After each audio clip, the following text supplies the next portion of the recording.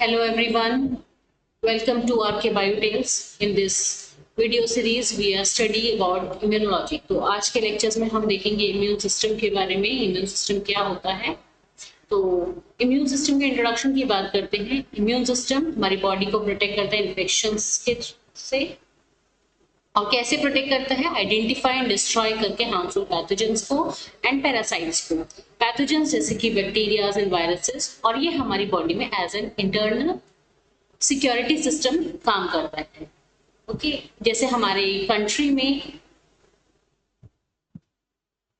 Army होती है border पर प्रोटेक्ट करने के लिए, और कंट्री के अंदर पुलिस होती है सिविलियंस को प्रोटेक्ट करने के लिए। सेम इसी तरीके से हमारी बॉडी के अंदर इम्यून सिस्टम होता है हमें प्रोटेक्ट करने के लिए किसी भी पैथोजन से। नेक्स्ट हम बात करते हैं इम्यून सिस्टम किससे बना होता है। इम्यून सिस्टम कुछ ऑर्गन्स होते हैं, कुछ सेल्स और मॉलिक्यूल से मिलकर बनता है। ऑर्गन्स में दो तरीके के ऑर्गन्स होते हैं, एक हमारे होते हैं प्राइमरी लिम्फोइड ऑर्गन, दूसरे होते हैं secondary lymphoid organs. Primary lymphoid organs में हमारे आ जाती है so little bit confusion between this bone marrow, thymus and bone marrow. तो ये गलत हो गया, ये नहीं आएगा। ऑर्गन्स में आ गए हमारे bone marrow and spleen and lymph node, secondary lymphoid organs में आ गए। अब सेल्स की बात करते हैं। सेल्स में हमारे ये B cells, T cells, macrophages और एनके सेल्स। मॉलिक्यूल्स में एंटीबॉडीज, साइटोकाइंस और कॉम्प्लीमेंट प्रोटीन्स आ जाते हैं। इसके बाद बात करते हैं इम्यून सिस्टम में इम्यूनिटी के टाइप्स की। इम्यूनिटी टू टाइप्स की होती है, एक होती है इन्नेट इम्यूनिटी और दूसरी होती है अडैप्टिव इम्यूनिटी। इन्नेट इम्यूनिटी हमारी कौन सी होती है, इसके दो मेजर कंपोनेंट्स हैं। एक तो ये नॉन स्पेसिफिक होती है, ब्रॉड रेंज ऑफ बैक्टीरिया और वायरसेस पे काम करने के लिए, और दूसरा ये हमें बाय बर्थ मिलती है। अब बात करते हैं अडैप्टिव इम्यूनिटी के बारे में। ये स्पेसिफिक होती है, पर्टिकुलरली उन्हीं पैथोजेंस को किल करेगी जिनके अगेंस्ट ये प्रोड्यूस की गई है। और दूसरी बात क्या है, ये एक्वायर्ड की जाती है ड्यूरिंग लाइफ स्पैन। जब हमारी बॉडी में कोई एक बार एंटीजन अटैक करता है, ठीक है, और ये हमारी बॉडी को इन्फेक्ट करता है, बॉडी हमारी इस एंटीजन को किल करके सेफ हो जाती है। तो बॉडी कुछ फ्रेगमेंट्स ऐसी बॉडी में रख लेती है जो कि फर्दर अगर ये एंटीजन सेकेंड टाइम अगर अटैक करे तो ये हमें प्रोटेक्ट कर देगी। नेक्स्ट हम आगे बात करेंगे कैरेक्टरिस्टिक्स ऑफ इन्नेट इम्यूनिटी, क्योंकि इस वीडियो में हम सिर्फ इन्नेट के बारे में बात करेंगे, तो हम इन्नेट की डिटेल बात करते हैं क्या क्या कैरेक्टरिस्टिक्स होती है। नॉन स्पेसिफिक होती है इनकी broad range of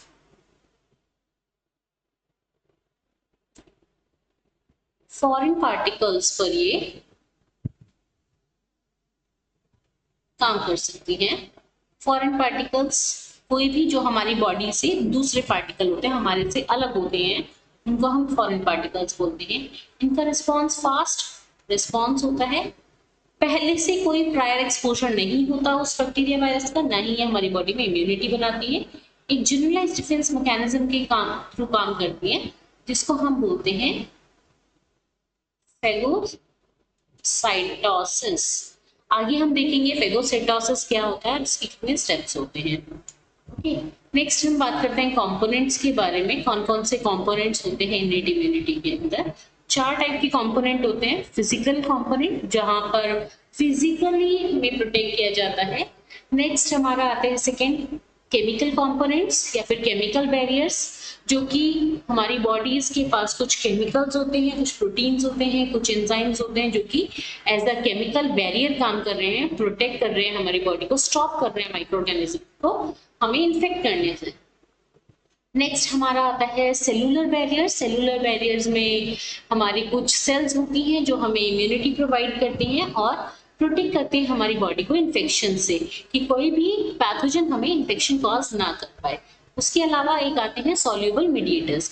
in sales के अलावा कुछ मीडिएटर्स भी होते हैं, जैसे कुछ प्रोटीन्स होते हैं, कुछ एंटीबॉडीज होती हैं, ग्लाइकोप्रोटीन्स होते हैं, जो कि हमारी बॉडी को प्रोटेक्शन देते हैं अगेंस्ट एनी इन्फेक्शन। नेक्स्ट हम बात करते हैं कंपोनेंट्स के बाद फिजिकल बैरियर्स में क्या क्या चीजें इन्वॉल्व होती हैं। फिजिकल बैरियर्स में आ जाती है हमारे स्किन, म्यूकस मेम्ब्रेन।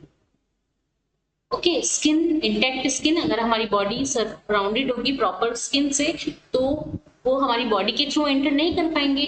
नेक्स्ट वो means pathogens. Okay, then second बात करते हैं हम म्यूकस मेम्ब्रेन की। हमारे जो ऑर्गन्स होते हैं, इंटरनल ऑर्गन्स, ये लिनेन होते हैं, लाइन्ड होते हैं एपिथेलियल मेम्ब्रेन से, और उस मेम्ब्रेन की सरफेस पर कोई विस्कस फ्लूइड होता है जिसको हम म्यूकस बोलते हैं। और ये म्यूकस के अंदर कुछ एंजाइम्स होते हैं। ये एंजाइम्स क्या करते हैं, ये एंजाइम्स किसी भी पैथोजन को ऑर्गन में पेनिट्रेट करने से रोकते हैं और उनको कैसे किल कर देते हैं। फिर रेस्पिरेटरी ट्रैक्ट में सीलियाज होते हैं, ये मूवमेंट शो करते हैं और इनका जो मूवमेंट होता है वो पैथोजेंस को आउटसाइड रिफ्लेक्ट करते हैं। देन टीयर्स एंड सलाइवा, हमारे टीयर्स और हमारे सलाइवा ये भी हमें प्रोटेक्ट करता है किसी भी फॉरेन पार्टिकल को बॉडी में जाने से। ओके, देन हम बात करते हैं केमिकल बैरियर्स की, यानी कि जो केमिकल्स हमारी बॉडी सिंथेसाइज करते हैं, जैसे कि लाइसोजाइम्स, ये हमारी टीयर्स सिंथेसाइज करते हैं। आंखों में हमारे लैक्राइमल ग्लैंड्स होते हैं जहां से टीयर्स सिंथेसाइज होते हैं। ओके, आइस के थ्रू टीयर्स में होते हैं लाइसोजाइम्स। स्टमक एसिड HCl, जो कि फूड को डाइजेस्ट करने में हेल्प करता है, प्लस हमें प्रोटेक्शन भी प्रोवाइड करता है एसिडिक इन्वायरमेंट में जो पैथोजन सर्वाइव नहीं कर सकते उनको किल करने के लिए। सीबम, ये हमारे सेबेशियस ग्लैंड्स में होता है और ये पैथोजन की एंट्री को इनहिबिट करता है बॉडी में।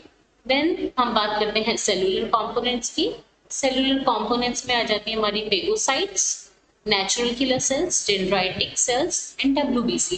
फेगोसाइट्स वो सेल्स होती हैं जो फेगोसाइटोसिस के थ्रू किसी भी फॉरेन पार्टिकल को बॉडी में एंटर नहीं होने देती और हमें प्रोटेक्ट करती हैं। Natural killer cells, natural killer cells क्या करती हैं, ये हमारी बॉडी में ये ब्रिज बनाती हैं इनेट और अडेप्टिव इम्यून सिस्टम के बीच में, और ये इनेट इम्यून रिस्पॉन्स में भी काम करती है, अडेप्टिव इम्यून रिस्पॉन्स में भी काम करती है। देन उसके बाद आता है डेंड्राइटिक सेल्स, ये भी हमारे इनेट इम्यून रिस्पॉन्स में हेल्प करती है और एंटीजेंस को प्रेजेंट करती है टी हेल्पर सेल्स के पर। उसके बाद आता है हमारा WBC। WBCs हमारी कैसी होती है, ये ग्रैनुलोसाइट्स भी होती हैं और अग्रैनुलोसाइट्स भी होती हैं, जिसमें ग्रैनुलोसाइट्स जो होती हैं ये हमारे इम्यून रिस्पॉन्स में हेल्प करती हैं। इसमें आ जाती हैं बेसोफिल्स, eosinophils,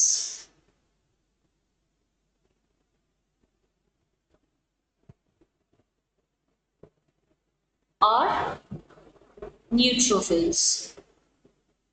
ये हमारी अग्रैनुलोसाइट्स होती हैं जो कि हमारे इम्यून रिस्पॉन्स में हेल्प करती हैं। ओके, नेक्स्ट बात करते हैं फेगोसाइटोसिस की। फेगोसाइटोसिस हमने बताया था कौन सी सेल, जो फेगोसाइट्स होती हैं ये फेगोसाइटोसिस परफॉर्म करती हैं। कैसे परफॉर्म करती है, कुछ स्टेप्स होते हैं। पहला स्टेप है इसका कीमोटेक्सिस, यानी कि केमिकल्स को सिंथेसाइज करते हैं अगर कोई फॉरेन पार्टिकल बॉडी में एंटर करता है, कोई पैथोजन एंटर करता है। दूसरा स्टेप है अधेरेंस, वहां पर बहुत सारी सेल्स इकट्ठी हो जाती हैं। थर्ड स्टेप इज इंजेक्शन, यानी कि जब कोई सेल फॉरेन पार्टिकल आता है तो ये उसको अपनी बॉडी में इन्वॉल्व कर लेती हैं और वो सेल्स के पास लाइसोजाइम्स होते हैं और ये लाइसोजाइम्स क्या करते हैं, अपने हाइड्रोलिटिक एंजाइम से DNA को ब्रेक करा देते हैं किसी भी फॉरेन पार्टिकल के। देन डाइजेस्ट कर लेती हैं, फ्रेगमेंटाइज कर देती हैं, DNA को तोड़ देंगी तो हमारी सेल की फंक्शनिंग रुक जाएगी। जो भी पैथोजन एंटर किया है उस सेल की पैथोजन की फंक्शनिंग रुक जाएगी। तो डाइजेशन हो गया, देन उसको सरफेस पर रिप्रेजेंट करती है अपने रिसेप्टर्स पर, जिसको हम बोलते हैं एक्सोसाइटोसिस। ओके, ये सारे प्रोसेस में ये होता है फेगोसाइटोसिस में। नेक्स्ट हम बात करते हैं इन्फ्लामेटरी रिस्पॉन्स। हमारा इम्यून रिस्पॉन्स जो होता है, इम्यून सिस्टम जो होता है, इन्नेट इम्यून सिस्टम कुछ इन्फ्लामेटरी रिस्पॉन्स करता है। इसमें कुछ साइंस शो करता है कि बॉडी पे रेडनेस हो रही है, या हमारी बॉडी हीट होने लगी, या कहीं पर स्वेलिंग हो रही है, या फिर हमें पेन हो रहा है। तो ये साइन होते हैं कहीं ना कहीं कि कोई फॉरेन पार्टिकल हमारी बॉडी में एंटर किया है। ठीक है, जैसे फॉर एग्जांपल अगर हम देखते हैं कि अगर हमें कोई इनसे कट लेता है, कट कर लेगा, बाइट करेगा, ओके, तो उसकी बाइट से फॉर एग्जांपल मस्किटो ही ले लो, तो क्या होगा, थोड़े टाइम बाद वहाँ रेडनेस होगी, वहाँ थोड़ा सा हीट होने लगेगा एंड स्वेल कर जाएगा। ठीक है, तो ये साइन है इन्फ्लामेटरी साइंस। ओके, तो हमारी बॉडी में फिर वहां पे कुछ केमिकल्स आएंगे और उसको खत्म करेंगे, स्वेलिंग को, थोड़ा टाइम बाद ठीक हो जाती है। तो बेसिकली हमारा वहां पे इन्नेट इम्यून रिस्पॉन्स काम कर रहा होता है। कुछ रोल्स होते हैं इन्नेट इम्यून सिस्टम के, जैसे कि कन्फाइन करना, इन्फेक्शंस को पहचानना और इम्यून सेल्स के थ्रू अटैक कराना वहां पर। ओके, देन मीडिएटर्स होते हैं इन्फ्लेमेटरी रिस्पॉन्स में, हिस्टामाइन, साइटोकाइंस, प्रोस्टाग्लैंडिन्स। जैसे कोई फॉरेन पार्टिकल हमारी सेल में एंटर करता है तो ये केमिकल सिंथेसाइज होने लगते हैं और सिग्नल देते हैं बॉडी को कि बाहर से कोई फॉरेन पार्टिकल एंटर किया है, नाउ हमारा इम्यून सिस्टम एक्टिवेट हो जाए और प्रोटेक्ट करे। इसके बाद ये कॉम्प्लीमेंट सिस्टम, यानी कि कुछ कॉम्प्लीमेंट प्रोटीन्स होते हैं, प्लाज्मा प्रोटीन्स होते हैं, और ये फंक्शन करते हैं ऑप्सोनाइजेशन। ऑप्सोनाइजेशन क्या होता है? ऑप्सोनाइजेशन हमारा ऑप्सोनाइजेशन क्या होता है? ऑप्सोनाइजेशन में हम कहेंगे कि ये एनहांस्ड वर्जन होता है। क्या होता है ये? एनहांस्ड फेगोसाइटोसिस हम इसको बोल सकते हैं। ये उससे ज्यादा एक्टिव होता है और फास्ट होता है। ठीक है, तो ब्लड के अंदर कुछ प्लाज्मा प्रोटीन्स प्रेजेंट होते हैं और अगर बाहर से कोई एंटीजन आ जाता है तो ये क्या करते हैं, इससे बाइंड करके इसके जेनेटिक मटेरियल को रप्चर कर देते हैं, रप्चर करके उसको किल कर देते हैं, और किल करने के बाद ऑप्सोनाइजेशन हो जाता है। कीमोटैक्सिस होती है, इसमें सेल लाइसिस होती है। ओके, ये सब प्रोसेस की जाती है कॉम्प्लीमेंट पाथवे के थ्रू, कॉम्प्लीमेंट सिस्टम के थ्रू, जो कि एक्टिवेट किया जाता है डिफरेंट पाथवेज के थ्रू, जैसे कि क्लासिकल पाथवे के through, lectin and alternative pathways के थ्रू। नेक्स्ट हम बात करते हैं साइटोकाइंस एंड इंटरफेरॉन्स की। साइटोकाइंस से इंटरफेरॉन्स ये हमारी सेल सिंथेसाइज करती है, साइटोकाइन सिग्नलिंग का काम करते हैं, और इंटरफेरॉन्स एंटीवायरल प्रोटीन्स होते हैं। जब कोई वायरल इन्फेक्टेड सेल्स जो होती हैं, वायरस जहाँ पे इन्फेक्टेड होते हैं, वो सेल्स हमारी इंटरफेरॉन्स रिलीज करती हैं। ओके, नेक्स्ट बात करते हैं डिफरेंसेस के। क्या क्या डिफरेंसेस होते हैं इन्नेट और अडैप्टिव इम्यूनिटी में। सबसे पहला डिफरेंस की non specific and highly specific. इसका मतलब क्या है कि ये किसी भी एनी पैथोजन के अगेंस्ट काम करने के लिए रेडी रहती है, कि कोई भी पार्टिकल आए it is ready to kill them. Okay, but adaptive immunity ऐसा काम नहीं करती। अडैप्टिव इम्यूनिटी के पास कुछ ऐसे सिग्नल्स होते हैं, कुछ ऐसे साइंस होते हैं जो कि बॉडी में सेव रहते हैं, जिसको हम मेमोरी बोलते हैं, और ये सिर्फ उन्हीं फ्रेगमेंट्स, उन्हीं एंटीजन के अगेंस्ट काम करती हैं जो उस तरीके के सिग्नल्स, उस तरीके के न्यूक्लियोटाइड साइन जो सीक्वेंसेस होते हैं उनको शो करते हैं।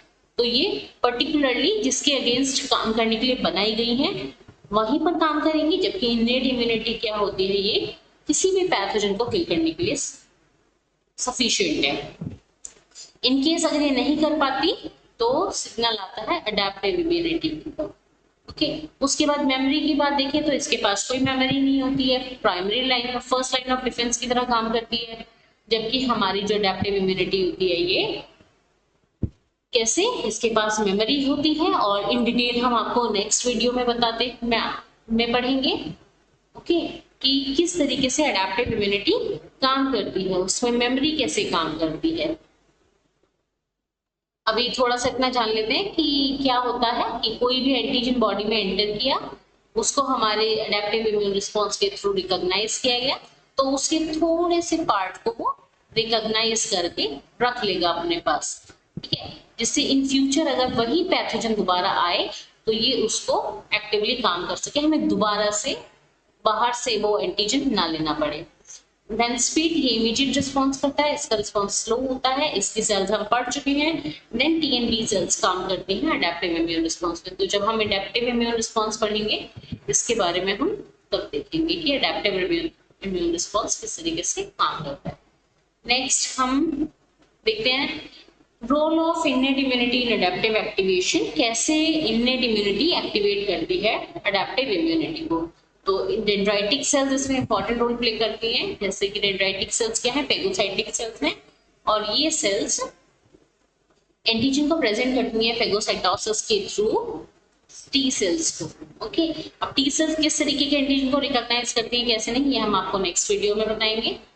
ठीक है, आगे इस सीरीज में जो आगे वीडियोस आएंगी, साइटोकाइन स्टिमुलेट करता है अडेप्टिव इम्यून रिस्पॉन्स को, ये भी, एंड ये सब चीजें मिलकर क्या करती है, एज अ ब्रिज काम करती है इननेट और अडेप्टिव इम्यून रिस्पॉन्स में। तो आज के लिए इतना ही हमारी इस वीडियो में, और बाकी हम नेक्स्ट वीडियो में हम पढ़ेंगे अडेप्टिव इम्यून रिस्पॉन्स किस तरीके से काम करता है। ठीक है, अडेप्टिव इम्यून रिस्पॉन्स के बाद हम सेल्स के बारे में बात कर सकते हैं, सेल्स के बाद हम ऑर्गन्स के बारे में बात कर सकते हैं, ऑर्गन्स के बाद हम एंटीबॉडीज के बारे में बात कर सकते हैं। ठीक है, और भी जो टॉपिक्स होते हैं इम्यूनोलॉजी के, हम उसे बहुत इजीली, बहुत सिंपल तरीके से समझ सकते हैं। तो आप अपनी कॉन्टिन्यूटी बनाए रखिएगा मेरी फर्दर वीडियोस में। Thank you everyone.